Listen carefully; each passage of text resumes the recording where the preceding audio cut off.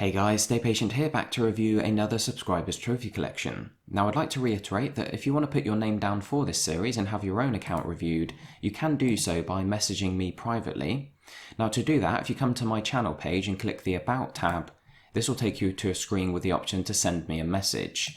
Now please don't abuse this and send me every single question that pops into your head, but obviously if you leave a comment asking for a review, then it's likely to get missed. But if you contact me directly, then I've got a record of your request, and make sure to put your PSN ID and everything, and I will add you to that list. It is quite a long one though, so I have provided you with the option, if you wish, if you're particularly keen about having a review done, you can sign up on Patreon, and one of the rewards on here does involve priority on the list. So I have a list of Patreon subscribers I'm going to work through first, and then I'm going to move on to the rest of you guys. Now I only recommend signing up on Patreon if you want to support the channel anyway. This is just one of the ways in which I thank those guys who do want to support me, and there are plenty of other rewards you'll be receiving as well. So if they appeal to you too, then it might be worth signing up, and along with those rewards you'll just be bumped up to closer to the top of the list.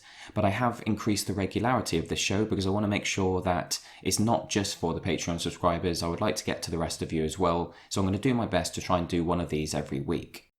Now today we're actually going to be reviewing the account belonging to one of our non-Patreon subscribers, and that's because Lucas, who many of you will recognise from the comment sections, he actually came up with this idea in the first place. It wasn't his idea so much, but he saw it on another channel and he suggested it to me, and of course I'm taking a bit of a different angle to the channel that's already doing this series. But just to prove to you guys my integrity as a YouTuber, because recently obviously there's been some people kind of trolling my account, disliking my videos as soon as they're uploaded and things like that. And some of you have suggested that sometimes YouTube channels do that to other similar channels, trying to kind of squash them and have a negative impact on them. But I think that's crazy. I think, we should all work as a community. Other channels that are similar to yours help to boost your own channel because it kind of increases awareness and increases interest in the subject that you're covering. So I'm going to give a shout out to King Super One, who is the guy who was doing this series before me. And Lucas was watching those videos and enjoyed them and suggested the idea to me, so I'm taking a bit of a different angle. I think he sort of reviews accounts in the sense of actually scoring them and giving them a rating, as it were. I couldn't do that because I could never sort of say anything negative about anyone. I'm not that kind of person. I think it's an interesting approach, but personally I just have a look and sort of look through someone's trophy journey and sort of try and figure out what we can about them as a gamer and as a person. But I'm literally going to put a link to King Super One's channel at the end of the video, because obviously without his idea in the first place, then this series wouldn't exist. And I think everyone deserves praise where it's due. So go and check out his channel. It's a relatively small channel. I consider myself to be a small channel and he's smaller than I am. So it'd be great if we can send some subs his way. And it'd be interesting because he's not expecting this. I've never spoken to him. I haven't told him that I'm going to do this. So it'd be quite interesting to see if we can send a bunch of subs his way and sort of surprise him. And maybe you can leave a comment on one of his videos saying that Stay Patient sent you. But yeah, I just figured that if you guys are watching this series and you enjoy it, then you probably enjoy the series that he's running as well. Anyway, let's dive into this review. This is Yordavin. As I mentioned, it's Lucas. And he's been kind of waiting for a review for a while. You see, just before I made it a Patreon reward, he was going to be the next on the list, and I'd forgotten about that, so I felt quite bad because he was sort of working hard on preparing his trophy collection to be reviewed. So we're going to go back and do him, mostly, because he was the guy who came up with the idea in the first place. Anyway, he's got a bit of a smaller collection when compared to the previous two accounts that we reviewed. Obviously, Darren's was a large collection. It was a low completion percentage, but he had a lot of games, hundreds of games played on there, and a decent number of platinums as well. As always, though, I've asked Lucas to give us a bit of a statement. So we're going to read this through quickly. He says, to be honest, it took me some time to find out what trophies were about. I finally noticed them while playing my favourite game ever, Fallout New Vegas, and that was a point of no return. A platinum makes me feel that I squeeze a game of all its content. It gives me a great sense of accomplishment, and I really enjoy the challenge, which is why I don't generally like easy platinums, unless they're from good games. Finally, it offers an overall goal and makes a game much more fun to play. Oh, and to hear a platinum pop and to see a game at 100% pure bliss. So, with Lucas, I get the idea that it's not about reaching a high level or earning a lot of platinums, it's all about his experience with each individual game. And you'll see that as we're going through his account. He's got a lot of long games on there that, would have taken him a long time to get through, a lot of RPGs and things like that. So he's poured his time in, and he enjoys really getting everything out of those games. So when he does earn that 1 platinum, that's a real sense of accomplishment for him. Of course, some of us play a lot of easy platinums along with the harder ones and sort of whack them on the account to build up our level, but you never really get the same sense of accomplishment with them. They're useful in the sense that they can boost your level, and then any of the hard platinums that you've earned are more noticeable to other people because, you're a high level, so more people take a look at your account. But like we say, they're not as satisfying as the games that take a while and the games that you really pour yourself into, especially if you play the game for longer than you need to for the platinum. Now, Lucas mentions there his favourite game ever, which all of us are probably aware of anyway, because he's spoken about it a few times. That's Fallout New Vegas. Now, my favourite game of all time is Fallout 3, so we share a very similar taste there. And with these types of games, for me personally, I pour myself into a Fallout game. I never approach it with trophies on my mind. I do know what the trophies are, and I make sure that I'm aware of any missable ones and things like that. But I think they're a great example of games that you could steamroll through and just make a beeline for all the missions and all the quests that need to be done for trophies and get through it pretty quickly. And you'd get a sense of accomplishment, but not quite in the same way as if you really pour yourself into the game and complete everything you can, every quest you come across, whether it's trophy related or not. And then when you finally earn a platinum on a game that you've spent maybe hundreds of hours playing, that's even more satisfying. Not because you've had to do anything different, but just because it's more of a kind of a memory for you.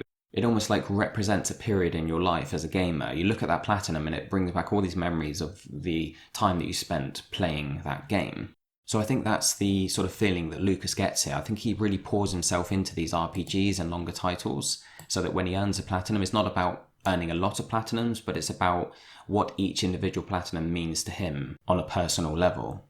So the first thing we're going to just mention here is the fact that he does have some missing timestamps. Now, I know a lot of you are going to jump on that and say, oh, he's hacked. Like, that's not the case.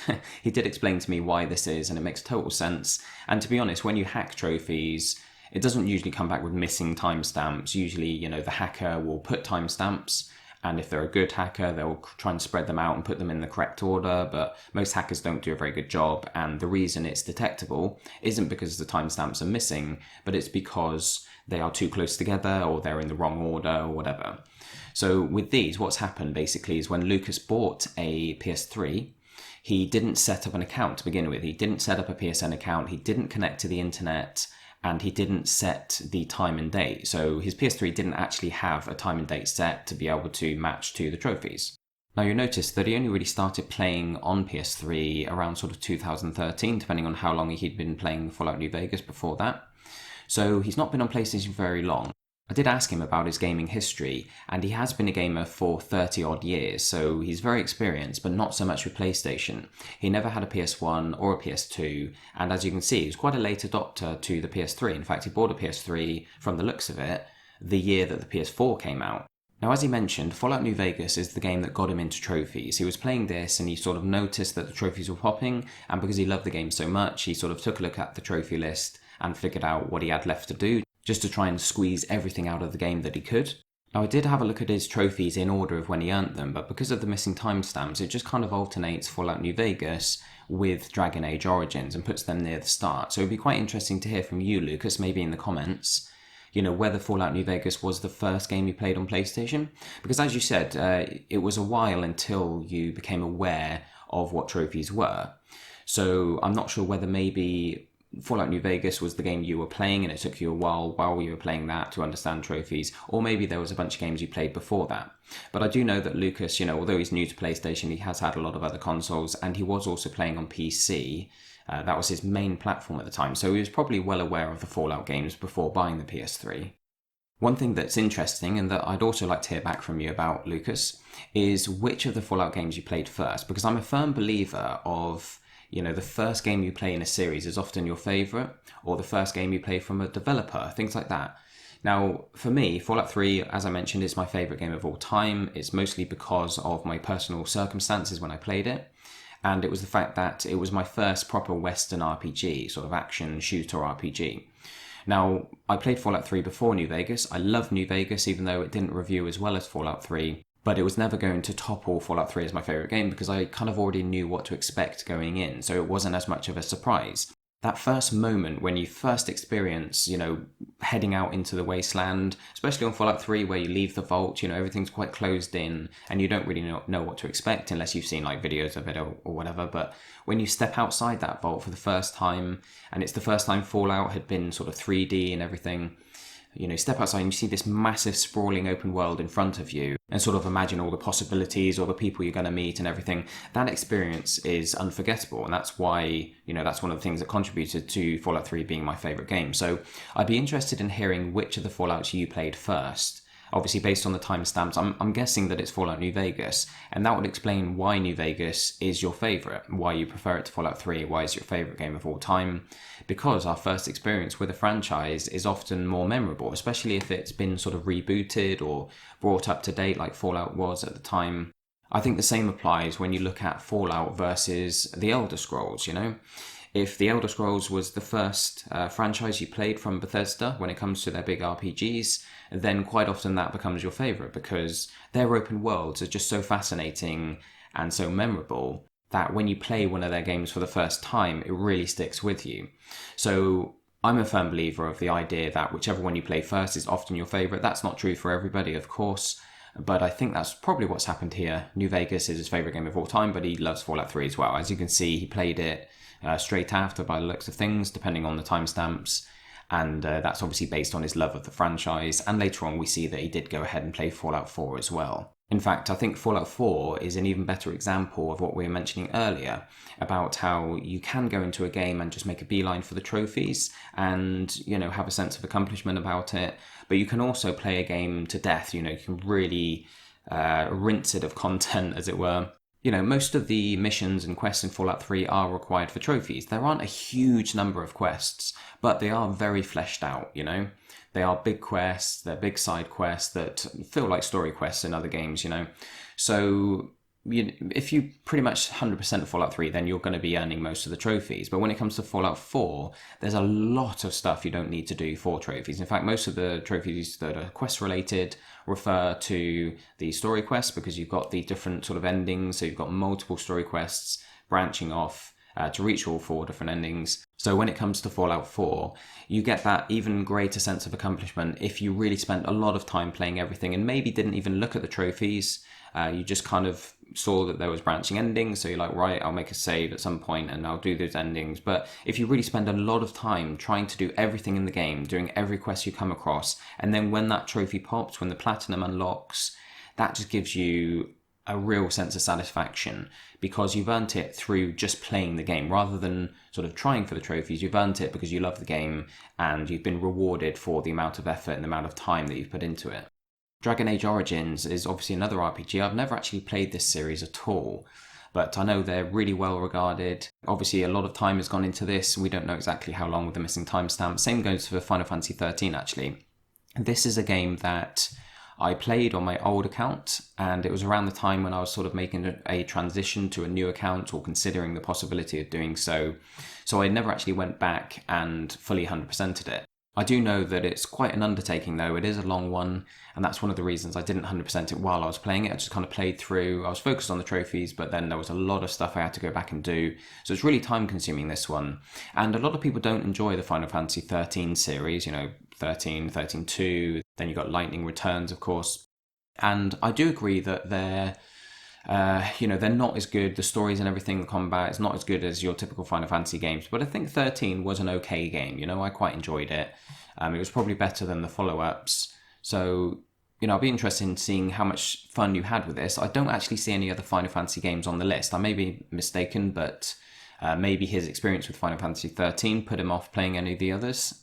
But, that might be the case. He hasn't played 15 yet. Obviously, you've got Final Fantasy X, which is available on PS3, Vita, and PS4 as a shared trophy list. That, in my personal opinion, is probably my favourite Final Fantasy, or at least one of them. So maybe you didn't quite enjoy the franchise enough to want to go back and play any of the others. But good job getting through all the trophies. Obviously, it is a long one. Skyrim, again, this is another long trophy set. He's only played it on PS3, but that kind of plays into his philosophy of playing games that he enjoys and really pouring his time into it, so he gets that sense of accomplishment, popping the platinum. He's not the kind of person who goes back and plays a game again on another console, unless maybe he really loves it. I'm wondering, actually, I'd be interested in hearing if you would play a Fallout New Vegas remaster, if it did come out on PS4. That's something that I'd really love. A lot of you guys have mentioned that on the channel as well. I think Fallout 3 and New Vegas are ripe for remastering because they just perform so poorly on the PS3. They're just too big. There's too much to them, and the PS3 just can't handle them. So they're made for PS4, really. If they were to put these two on PS4 to like update them, even if they didn't really remaster the graphics a massive amount, if they just put it on the PS4 so that it could be played without crashing constantly, without freezing, the frame rates dropping, then that would be amazing, and I'd definitely replay both of them. But like I say, I'd love to hear if Fallout New Vegas might be the first game, if it does come out on PS4, it might be the first game that you would be willing to replay a second time.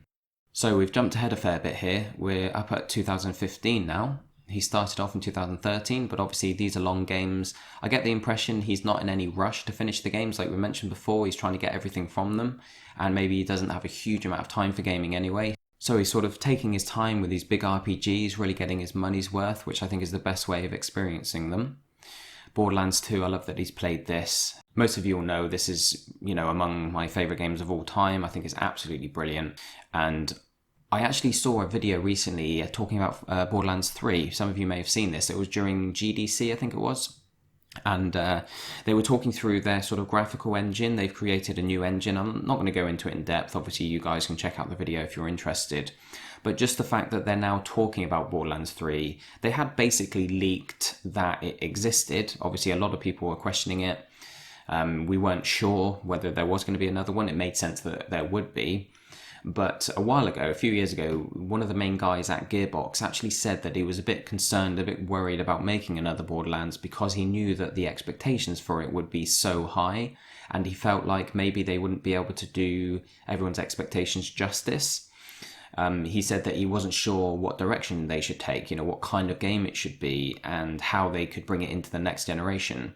Now that really kind of filled me with confidence at the fact that, they weren't just cashing in. They weren't like, right, let's just make another Borderlands 2 and call it Borderlands 3 with new areas and stuff. They were really worried about making the best game they possibly could to please the fans. And that's why it's taken a long time to come around to them even talking about Borderlands 3.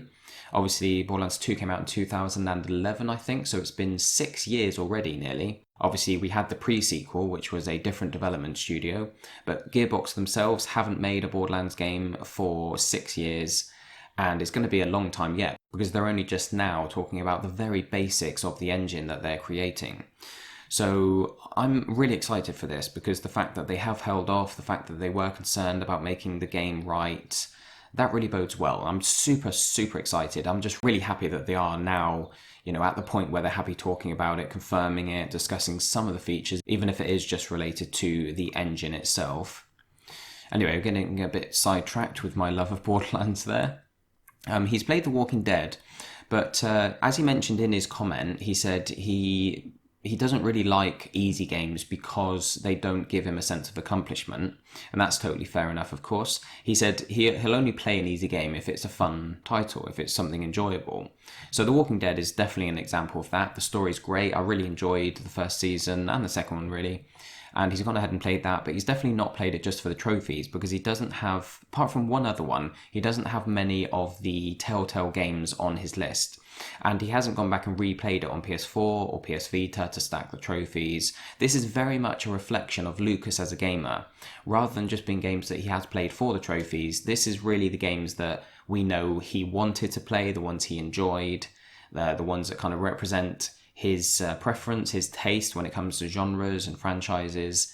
And that's really nice. It's nice to have an account that is a true reflection of someone's gaming habits and gaming preferences.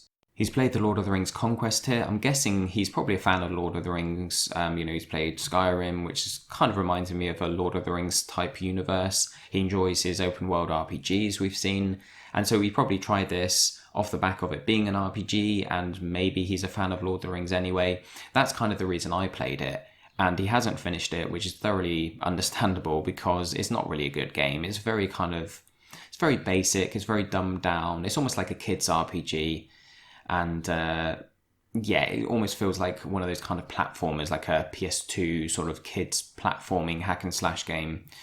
But he could always go back and finish it if he's worried about it. But obviously, this represents the fact that he didn't particularly enjoy it. He's got Lego Batman 2 here. Obviously, the Lego games are great. I can't remember if this was free at some point. I think it might have been on Vita, but not PS3. But possibly it may have been. Maybe that's why he's played it if it was free. But they're always enjoyable. Some people really love them and they play every Lego game. I don't think he's played any other ones apart from this, but I think the first one you play is always fun, and then it kind of gets a bit samey. Diablo 3, this is a respectable platinum. Obviously, there's a real grind involved with this one. I've not done it myself, but I know that it does take quite a while to get through one of the trophies in particular. I forget the name of it, but you guys who have played it will know. And this is, incidentally, the first PS4 title he played. So it looks like he waited until 2015 to pick up the PS4. Maybe he realised that he was sort of running out of RPGs he was interested in playing on the PS3, and he wanted to pick up the PS4 and play some of the RPGs like Diablo 3 and like some of the other games that show up in the list. In fact, it's not even just RPGs, but it's sort of anything. Well, he likes his open world games. It also looks like he enjoys sort of strategy games or ones with a layer of difficulty. Let's see here though, he's got SteamWorld Dig, XCOM Enemy Within. This is a good option for those of you who enjoy XCOM, which I do. I love the idea of the series and I have spent some time with them. But Enemy Unknown was very, very difficult and extremely long-winded, whereas Enemy Within is a bit quicker. It's still tricky, but it's not super difficult. So this might be the reason he's played it. Maybe he'd got so into trophies by this point that he thought to himself, you know what? There's XCOM Enemy Within and Enemy Unknown. They're both similar games. This one is actually more recent, so it's probably, maybe a little bit better in some ways. At least maybe the engine has been tweaked and or the mechanics of the game, the structure and everything. I know Enemy Unknown is quite difficult to get your head around what's required. There's so much stuff going on. You've got to worry about the world map. You've got to worry about your research and everything. And you need to do everything right to be able to get the trophies. So maybe off the back of the time requirement and the fact that this was more recent and maybe a little bit easier, he's decided to play this. In fact, I looked at the trophy guide, when I saw this on the list, I was reminding myself of how difficult it is. And I took a look and it's given a 6 out of 10. And that's actually kind of encouraged me to maybe try it out myself, because I feel like I just wouldn't have the time to dedicate to Enemy Unknown to be able to get that platinum, or maybe even XCOM 2. I would like to play XCOM 2 at some point. I'll probably do it on a blank account. But like I say, this is probably the better option for trophy hunters if you do want to enjoy the XCOM experience. You do have XCOM, the Bureau, whatever it's called. That's a very different game. That's like a third-person kind of shooter, almost like strategy-based shooter, almost like a Mass Effect. But I don't know, it didn't get as good reviews, and obviously it's a very different style of game. It's not top-down strategy, so that might not kind of scratch your itch if you're into the series. Helldivers is another impressive platinum to have. It's not especially difficult, but it is very long-winded. It takes between 50 and 100 hours, maybe even more. But apparently, I looked at the trophy guide, and it says something about a AFK method that you can use to kind of cut down on that time. So it'd be interesting to hear, how Lucas approached this platinum. I know it can take a lot longer depending on how you do approach it if you're playing it completely legitimately. I think he probably would have done based on the way that he approaches his games, but he did pretty well to get it in 2 months and 2 weeks. This War of Mine, when was this free? This was free last year, so he's obviously bought this. And I think he does tend to sort of gravitate towards the darker games, the ones with quite mature themes. There was a game recently that may show up on his list in a moment. I can't remember if it's there or not, but it's called The Darkest Dungeon. And that's a game with a very dark theme, it's all about kind of stress and reacting to fear and everything like that. It's a very clever concept, and I know he was very interested in it, and I think when he played it, it didn't really live up to his expectations, if I remember correctly. I know he left some comments on it on the channel. But he does tend to sort of gravitate towards these darker games. Obviously, there are some lighter ones like Lego Batman 2. But, a lot of these games are quite dark themes. So we're sensing a kind of pattern here with Lucas. Maybe he's a mass murderer. We've got another quite dark game, but absolutely awesome game, is The Last of Us Remastered. And I'm actually quite jealous that he got to play this for the first time on PS4. Obviously, it's still awesome on PS3, it's an unbelievable game, but if the first time you play it is on the most recent version, which is 60 frames per second, and just looks amazing, plays amazing, then that's even better. And he's got all the trophies, so he's done the DLC, which is great as well. He's played the online. I don't think he's the kind of player who particularly enjoys online trophies. In fact, this may be the only game in his list, apart from possibly GTA 5, but these are some of the only games that actually have, online trophies. So I don't think he particularly enjoys them. I think he's mentioned on the channel before that he doesn't like them, but that's a pretty safe bet because most of you don't. But yeah, I think The Last of Us is Online is one of those online modes that even people who hate multiplayer might well enjoy because it ties in so well with the single player. When it comes to the gameplay style, you have to approach it in a very stealthy, very sort of methodical way, just like you do when you're playing through the campaign. He's got GTA 5 here, which he's obviously had on the go while playing a lot of these other games. It took him just over a year.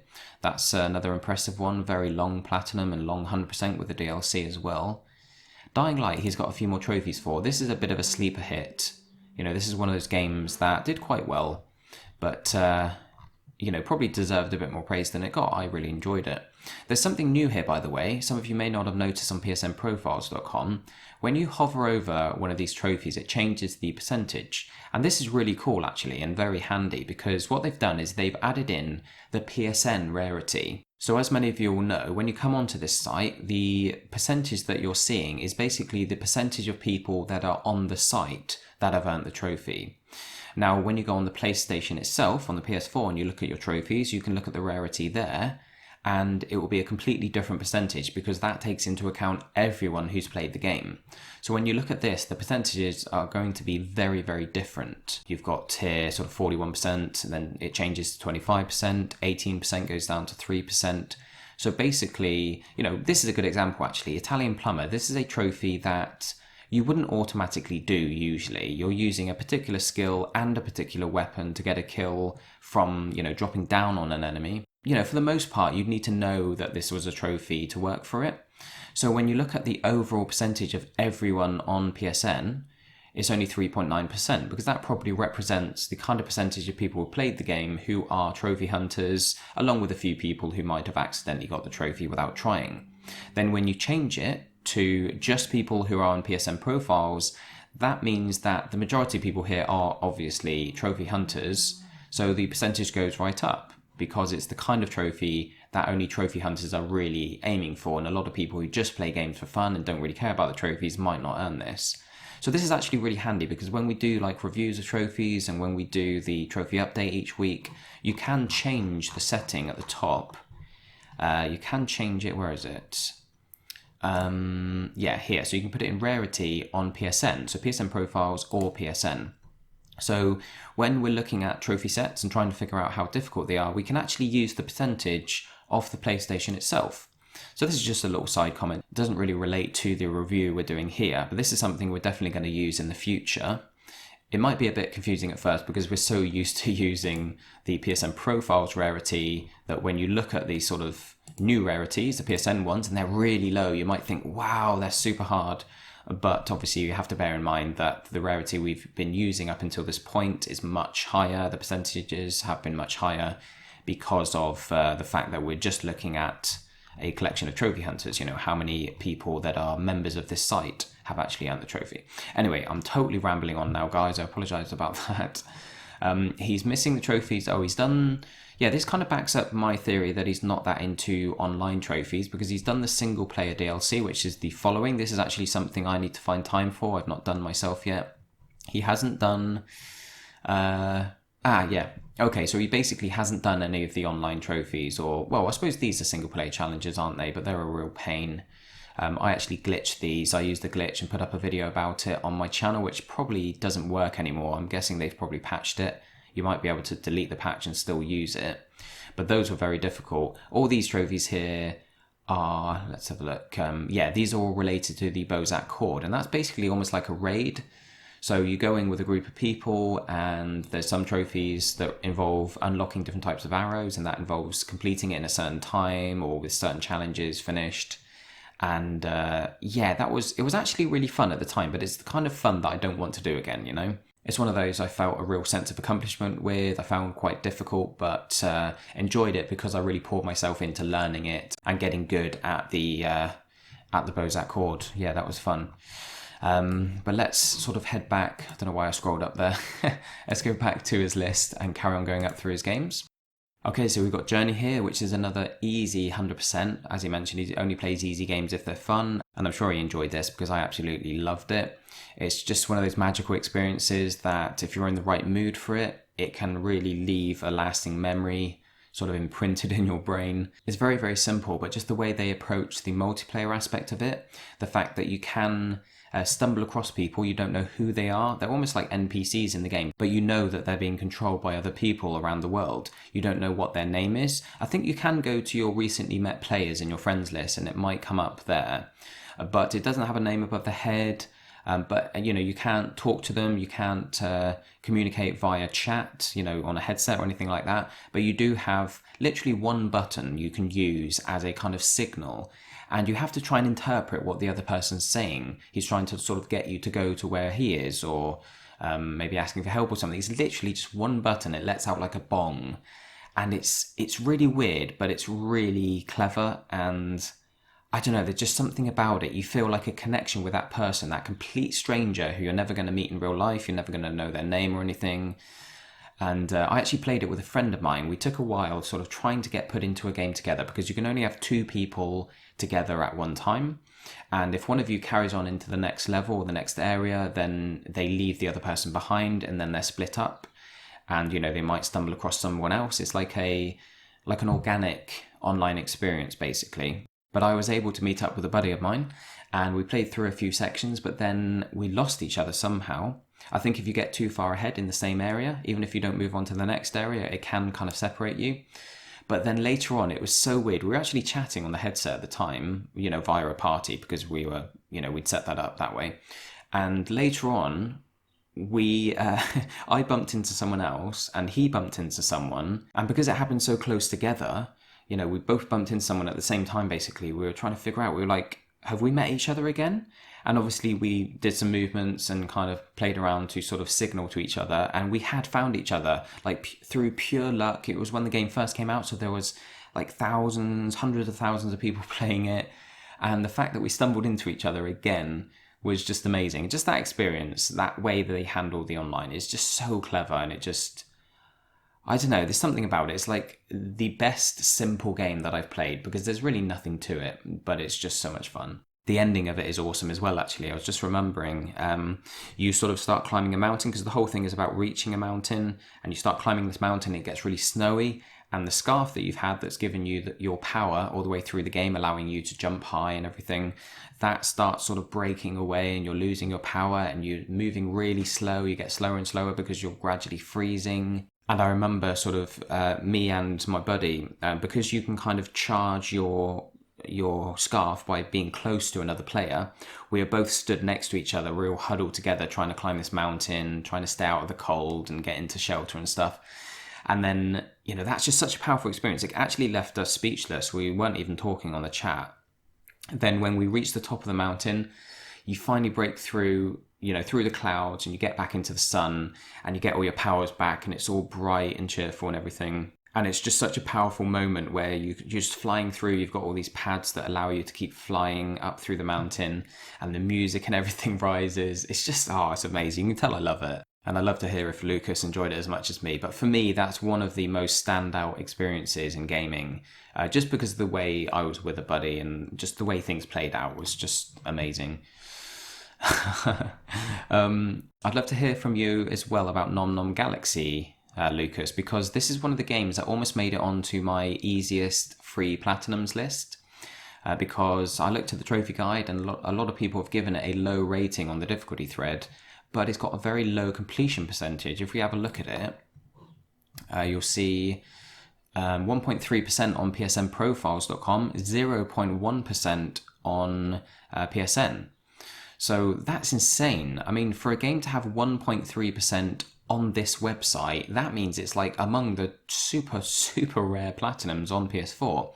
Now, obviously, the fact that it's been free does contribute towards that because, a lot of people play these free games, they try them out, and then they don't like them. I think this is the kind of game that a lot of people didn't enjoy. So it might well be that, so many people tried it because it was free. Most of those people didn't enjoy it, so they didn't stick with it for the platinum. And that's probably led to the low percentage, but it's still very, very low, even taking that into account. So I'd love to hear from you, Lucas, as to whether you found this easy or not, because some people say it is, other people say it takes a bit of getting used to, but once you are used to it, it's fairly straightforward. It's a real anomaly, this one. It confuses me every time I see it. Maybe I should just try it out myself. It's nice being able to spend a bit more time with these games. I mentioned to Lucas when he said, is my account big enough to have a review? Absolutely, obviously with the bigger accounts, I feel a bit rushed and we're scrolling through the games a lot quicker. So if any of you who are thinking you'd love to have a review on your account, but you feel like it's a bit small or whatever, don't feel like that, I actually enjoy reviewing these smaller accounts so that we can spend a bit longer with each game. It'd be interesting to see which of the trophies on Little Big Planet he hasn't earned. I'm guessing they might well be the online ones that involve maybe getting a lot of likes or something. Oh no, collect all the prize bubbles on the story levels. That, I think, is one of the slightly tougher trophies. I think they were a bit harder on Little Big Planet 2 and 1. The third one is a bit easier. Complete all story levels without dying, with the exception of those levels that only end when you die. Yeah, okay, and then DLC. Okay, so he has done, I think, were there trophies for getting a lot of likes? Yeah, the levels you have published were hearted by 50 or more people, and you were hearted by 30 or more people. I wonder if he's done that legitimately. I think he probably has. He's probably just spent some time creating stuff and earning those likes or those hearts. I think maybe in Little Big Planet 2, I think maybe the requirements are higher. And I know in Mod Nation Races as well, the requirements for that are ridiculous. You have to create tons of stuff and you have to have loads of people liking them. But that seems fairly reasonable. If you make something worthwhile, then you're going to get enough people liking you, or you can kind of pair up with people. Although I get the feeling that you probably didn't boost it. Although you can do, obviously, you can meet up with a big group of 50 people and you can all heart each other and get that trophy out of the way. Let's have a look here. He's got Demon Souls, and this has got missing timestamps as well. Now, maybe because they're longer, tougher platinums, this is especially, maybe he's kind of thought to himself, because he has got into trophies, I wonder if he played this on a blank account and didn't sort of set up the time and date on it. I'd be interested in hearing about that. Or possibly, actually, when it says with missing timestamps, I wonder if, I think probably what's happened here is that he maybe started playing this back when he first opened the account, when he was playing New Vegas, but it's further up the list because he's gone back and finished it more recently. Obviously, you'll notice here that although he does have the PS4, he is still playing some PS3 games, which is cool. Obviously, I think most of them are games that he's going back and finishing to get the trophies for. His Darkest Dungeon that I mentioned earlier, this is a very interesting game. It's an RPG, but 2D. You've got a party, but you're all kind of in a row, so the order in which you choose for your characters to be affects their stats and everything, but it also has an impact on the effect that the enemies have on them, because if they're right at the front of the row for too long, then they're sort of overcome by fear, and they have all these different status effects that come from being stressed, and they can go mad, and I think they can turn against your own teammates. You have to kind of go into these dungeons, and then when you come out, you go to a town, you have to give people a rest, you have to kind of maybe give them some treatment and some therapy and stuff.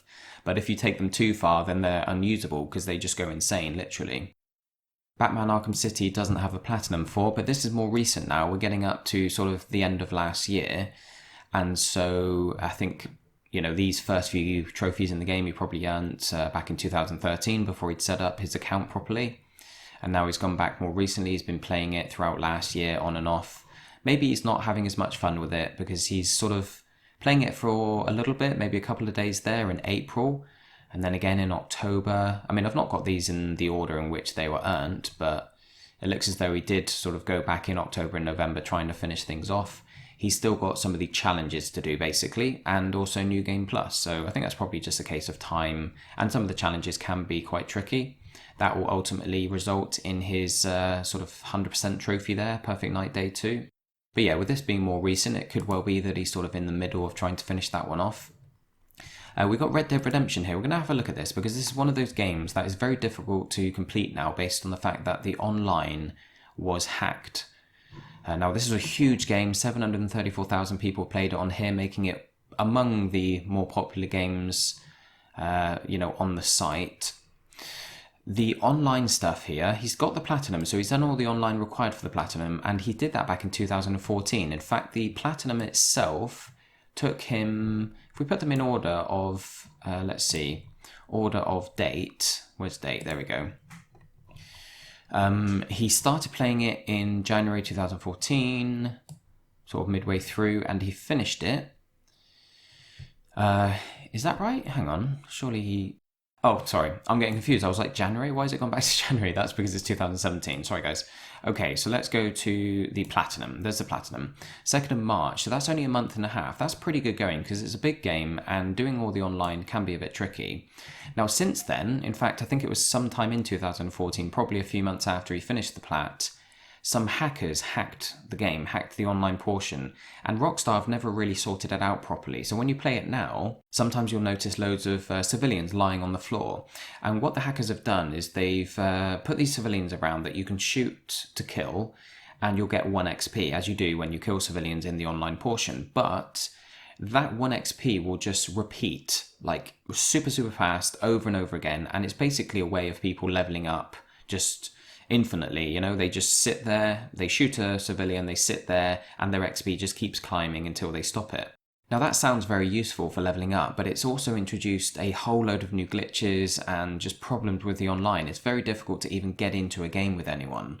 So although a lot of the online trophies are very easy to boost if you have enough people, it would be very difficult to do so now. So that's probably why he does have some unfinished trophies here. In fact, we're going to take a look through some of these. They're all DLC related, so it's not holding him back from earning the platinum or anything. But the first ones are quite interesting. These are trophies that I struggled with when I played it on my old account. Now, I'm a much more accomplished gamer nowadays, and I'm more open to kind of trying new things, trying different approaches to trophies, and I think if I played it now, I probably would find a way of earning them. But back when I tried it several years ago, I found the advanced co-op missions very, very difficult, and I literally gave up on them, Obviously, I didn't try them. I gave them a couple of attempts, and then I was like, let's just leave this for now and carry on with the other trophies. And then I never actually got round to going back to them. But I'd love to hear from anyone who did earn gold medals on all the advanced co-op missions. I'd love to hear how you did it, because whenever I play it, to be fair, it was with random, so we didn't have a strategy, we didn't plan our approach or anything, but it still seems very, very difficult. And I think, maybe completing them would be okay if you were playing very carefully, but I don't think that would result in a gold medal. So I've always been confused as to whether these are a bit broken, maybe a bit too difficult. Like I say, if I tried it now, it might surprise me and I might think, what was my problem? I might just breeze through them, but I don't think that would be the case. He's got here, achieve a kill chain of 10 or more in any advanced co-op mission. That's actually not too bad. There is a mission where you start high up on a cliff and you're overlooking one of the sort of pens that's holding in all the cows. It's the mission where you've got to lead the cows back to town. And if you do that one, you can actually shoot 10 from quite a long distance away. You can just sort of stay up on the cliff and kill 10 nice and quickly. Use maybe a sniper rifle for it. So if you were thinking of trying to go back, because I have noticed that, his most recent trophies have been in 2017. So it looks as though he might be kind of going back to try and 100% this. I'm not sure how well he'll get on with the advanced co-op missions, but that trophy there, like I mentioned, you can do that one quite easily. Come back from a 2-0 deficit and win a hold your own game. That's super easy. Literally just get one boosting partner and they grab 2 bags and score, and then you grab 3 and win it. Kill 3 or more players in a standoff or showdown. Now that obviously takes 4 boosters. You're not going to get that legitimately, really, because to be able to kill 3 people before any of them kill you is a bit much, really. But if you have 4 boosters, then you just have them stand still, and during that sort of initial intro phase to a match where you're kind of all facing each other and you've got to try and shoot the other team or the other players, then you can just have them stand still and just take them all down. I hope you guys don't mind me giving out some advice on this. It may help some of you who are working on this as well, but I did notice that, like I mentioned, this may be a game that he's trying to get finished off, so I figured some advice might be useful. Double capture 3 times in a single gold rush map. I think you need a certain number of players for this because you don't have 2 bags spawn. If there's only 2 of you, I think it needs 3 or possibly 4. So, if you've got enough players and 2 bags spawn, you can just pick them both up and score, and that's super easy. Full multiplayer poker game. This is one of the trophies I never earned when I was playing this on my old account because you need, I think, 6 people and I just couldn't be bothered getting the boosting group together. But if you did have enough people, it would take a while to get through because you need to set everything up and then you need to do that for each player because obviously you're going to want to boost for everyone else as well. You're not likely to find 5 people who just want to help you and don't want the trophy themselves. This one here in a van down the river, literally you just keep playing. Basically you go into a multiplayer poker game and keep playing. Don't ever sort of fold or anything. You just need to keep going so that eventually you'll happen to win on the last card. It's pure luck, pure RNG on that one. This one in a single multiplayer live dice game, successfully make a spot on call. Obviously very easy if you can communicate with the person you're playing with, if they can tell you what they've got and everything. Win with only 1 dice left. Again, you just literally let yourself lose all your dice and then have your partner let you win all the rest of the rounds to make sure that you get the trophy. Get first place in all races in a Grand Prix. Again, self-explanatory. Same with this one here. While on defense, do not allow the attacking team to capture any of their objectives. This is quite a funny trophy. When I boosted this, it's literally a case of everyone just puts their controller down and lets the game play out. Triple kill, again, you need 4 players for that. You can set everything up so it's 1 versus 3. In fact, no, you might need 2 versus 3. It might not let you do 1 versus 3. It's been so long since I've done this. This is an interesting one, gaining 50,000 posse points in a single free roam session. Now that can take a while. You can be doing hideouts and stuff and getting points in whatever way you can. It's quite annoying though because you can lose connection and then your posse points are lost because you're not in the posse anymore. But if you join a posse that already has 50,000 points, then it pops automatically. So if there's a big posse, everyone in the posse is contributing towards the point total. If they've already got like 30,000 or something, you can join in and keep working on those points and hopefully pop it a lot quicker. Make it to wave 15 in an undead overrun. This isn't too bad if you've got decent players with you. And again, this one requires 9 boosters. I think I did do this one at one point, but it's a real pain to set up because obviously everyone needs to earn it. It just takes time and organization, and a lot of people just mess around when they're boosting, so that was a real pain. But yeah, that's just some advice for you, Lucas, if you were trying to get that one finished off. Hopefully that's helpful, maybe helpful to some of the rest of you as well. I know Red Dead Redemption is one of those games that a lot of people have on their list that they've got the platinum for, but they haven't necessarily finished the DLC. So hopefully some others amongst you might find that useful.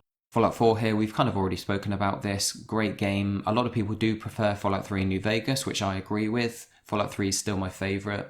But I was so hyped for this game and it didn't disappoint me. I really loved it. And it's one of the only games recently that I've actually gone back into and played after earning all the trophies. Although I haven't earned the DLC yet, or, not all the DLC, there's a couple that I need to finish off. I was quite happy to go in and start a brand new character. I wasn't earning trophies, but I was just playing. I was streaming it as well on Twitch. And on that note, I am thinking about setting up a weekly stream, which I'll speak about more maybe over the weekend. But possibly every Tuesday at the same time as I streamed on, this Tuesday just gone. We'll kind of have a think about that. And Fallout 3 might be a game we could go back into. I know a lot of my Twitch followers were following me because of my Fallout 4 stream. So that could be interesting. Dragon Age 2 here. He's carried on with the franchise that he obviously enjoys. We've got Tropico 5. This is a game I'd like to play at some point. I do like the idea of these Tropico games, but I've never really spent any time with them. It was free recently, although the DLC was quite expensive, but it was on sale, so I did pick up the DLC, and I might be able to 100% that at some point. I can't really speak much about the game because I haven't played it. The Witcher 3, another big, long RPG, obviously. Relatively tricky as well. It's not super easy like some RPGs are. So props to him for that. Took him 1 year and 5 months, so he's really poured his time into that and probably got everything out of it. I know he really enjoys these types of games. Letter Quest Remastered is a game that, I see around a lot. I see the name all over the place, mostly because I often search for root letter. I have done for some of the videos I've made. That's one of the easy Japanese games that's actually quite enjoyable. But whenever I search for it, because the root is actually a sign rather than a word, I just search for the word letter and it always comes up with letterquest, and I've kind of always wondered what it was and never had a chance to check it out. But because of this review, I sort of took a look at some gameplay on YouTube, and it actually looks like the kind of game that would really appeal to me. You see, one of my guilty pleasures is Scrabble, which is really geeky, but I really enjoy it. I play it every week with my nan. My nan comes round to visit on Sundays, and I'm always having to kind of leave the table occasionally to run upstairs and check the progress of the trophy update upload, and fill in the title and everything. Anyway, I play that every Sunday with my nan. She really loves it. But I also used to play quite regularly with a friend of mine who would always have a go at me if I brought up Scrabble around other people, because it is quite nerdy. But we really loved it, and we were both very, very good at it. Not to play my own trumpet, but we were both good with words. And I think it's the kind of board game that I think gamers do well with, because we're used to the kind of thought pattern, being able to see all the eventualities, being able to sort of calculate things in our head. And I don't know, I just really enjoy it. And when I watched the video, it looks like that kind of game. You get a group of letters and you have to use those letters to make a word. The better the word and the longer it is, the more damage you do to the enemies that you're facing. And I might pick this up based on, the video that I watched. Seems like my kind of thing. In fact, I say pick it up. I think it was free, wasn't it, on PlayStation Plus? Here's the other Telltale's game that he's played. It kind of makes sense to me that he's played The Walking Dead and Game of Thrones and not any of the others, because like I said, he seems to be into his sort of darker themed games, and so Game of Thrones and The Walking Dead kind of fit in with that preference, I suppose. Child of Light, this is really good. It doesn't have a platinum, but I recommend it. And I think it's got 3 stacking trophy sets. And if you buy it, I believe it's cross-buy, so you get the PS4, PS3 and Vita version. At least I bought a sort of hard copy of it. I bought a box with some collectible stuff in, and it gave you the code. So it was still digital, but you had a box, and I think the code gave you access to all 3. So it's probably the same if you buy it off the store.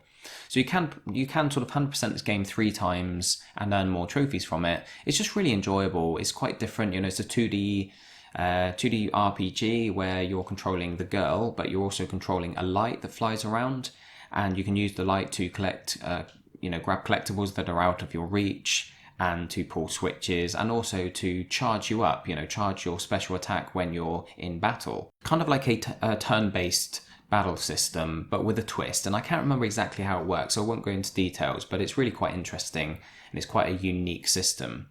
Oh, you know what? I do remember. It has kind of come back to me. Each of the enemies, as well as yourself, has a bar that fills up, and when it's filled up, you can take a turn. But it's all about trying to time your turns so that you can actually use the light that flies around to slow down the enemy's charge. So you have to sort of strategically choose which enemy you want to slow down to kind of change the order in which the attacks are going to happen. It's really cool, and I think I need to go back and play that again on one of the other consoles just to experience it again, because it was a lot of fun. No Man's Sky here looks to be the game that he's in the middle of playing now. In fact, he's played that today, 17th of March.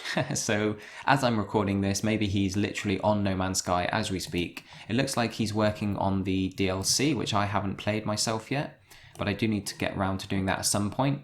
They've actually kind of really overhauled the game and improved it a lot, because there was a lot of backlash. People were complaining about how simple everything was, how there wasn't really much to do in the game.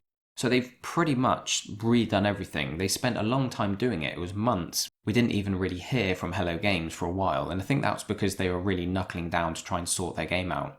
They should have been a bit more communicative about it, but at least now they have come out with a patch that has pretty much overhauled everything and turned it into a game that a lot of people are enjoying, and hopefully I'll be able to experience that when I do try the DLC.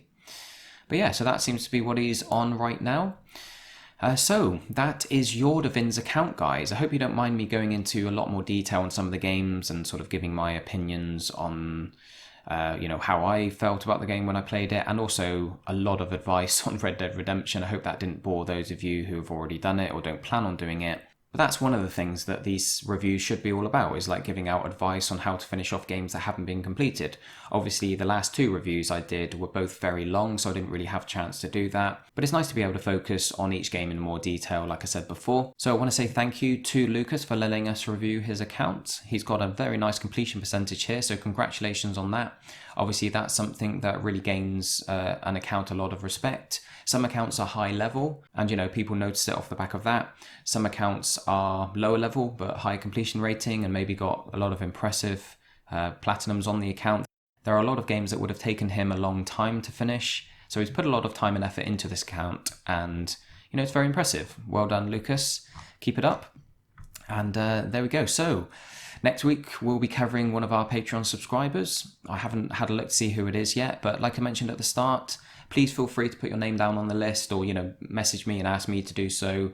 And hopefully, if I make this a regular feature, then I'll be able to get through all our patrons and then move on to you guys and make sure it's fair for everyone. But it is, first come, first served, just to make sure that it is fair. No one's waiting around for years for their review. But hopefully you're enjoying watching them as well. It's quite nice to be able to review accounts belonging to people that are very active on the channel, because you guys probably feel like you know them already. You read a lot of comments from them. You maybe converse with them in the comment section. So hopefully that sort of adds an extra layer of interest to these videos. Anyway, I'm going to go now, guys, because depending on how long this video takes to edit, I may record a second one today. But remember to tune in tomorrow, Saturday, for the 10,000 subscriber celebratory stream. Now, just to clear up, because I wasn't aware that some states are on different times, I think it works, some are on EST, some are on EDT. It's going to be at 7 p.m. GMT. Now, that's 2 p.m. Eastern Standard Time, but if you're on daylight time, it's going to be 3 p.m. for you. So just bear that in mind. I know I probably confused a few people because I wasn't fully aware of that. But hopefully we'll catch you then. The Tuesday stream went really well. It was really enjoyable. We played a bit of Shadow of Mordor, and I'm thinking about making it a regular thing now. But tomorrow we're going to be looking through all my platinums and all my finished games and everything, just discussing them all.